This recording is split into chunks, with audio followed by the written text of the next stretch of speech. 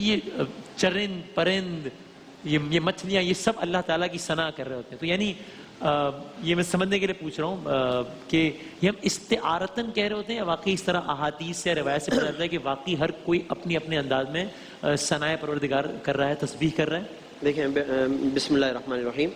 سب سے پہلے تو یہ کہ قرآن مجید میں یہ بات مذکور ہے. سبحان اللہ. اچھا، اللہ فرماتا ہے کہ وَإِن مِّن شَيْءٍ إِلَّا يُسَبِّحُ بِحَمْدِهِ. کیا کہنا ہے، ہر چیز اللہ کی تسبیح کر رہی ہے. سبحان اللہ. ایک جگہ فرمایا کہ كُلٌّ قَدْ عَلِمَ صَلَاتَهُ وَتَسْبِيحَهُ. ہر چیز نے اپنی اپنی تسبیح جان لی ہے سبحان کہ اس نے اللہ. کیسے کرنی ہے.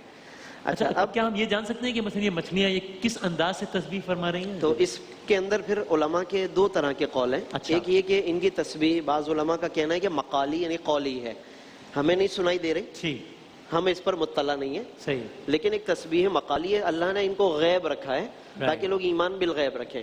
ٹھیک. اچھا، اور بعض علماء کا کہنا یہ ہے کہ ان کی تسبیح مقالی نہیں ہے بلکہ تسبیح حالی ہے، یعنی کہ ان کی اپنی حالت بس اللہ کی تسبیح کر رہی ہے.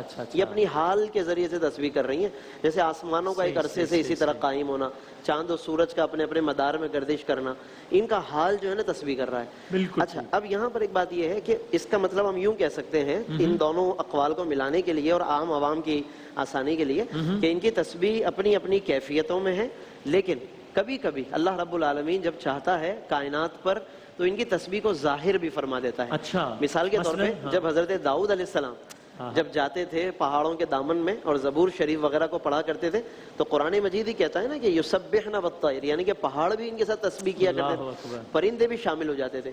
تو اس کا مطلب ہے کہ عموماً تو ان چیزوں کی تسبیح حالی ہے اور اللہ نے سائلنٹ رکھا ہوا ہے ان کو، لیکن وہ پروردگار قادر و قیوم ہے، جب کبھی وہ اپنی قدرت کا شاہکار ظاہر کرنا چاہتا ہے تو انہی چیزوں کی تسبیح کو ظاہر فرما دیتا ہے. اور ایک بات یہ ہے کہ بعض چیزوں کی تسبیح کو اللہ نے مختلف کیفیات سے تعبیر کیا. مثلا درخت ہیں تو ان کی تسبیح ہے کہ یہ قیام کی حالت میں ہیں. اچھا اچھا، یہ ان کی عبادت گزاری ہے. ٹھیک. پہاڑ جو ہیں یہ جیسے معلوم ہوتا ہے قادے میں بیٹھے ہوئے ہیں، بعض جانور جو ایسے معلوم ہوتا ہے رکوع میں ہیں، اور بعض جو پیٹ کے بل چلتے ہیں معلوم ہوتا ہے سجدے میں ہیں.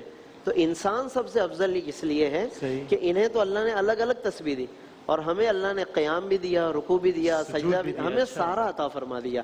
اس لیے ہمیں وہ ایک طرف اعزاز بھی ہے مگر اس کے ساتھ بندگی بھی پھر ہمیں کرنی بھی چاہیے کہ رب نے جب ہمیں یہ ساری تسبیحات دی ہیں تو ہمیں ان سب میں شامل بھی ہونا چاہیے. سبحان اللہ، جزاک اللہ.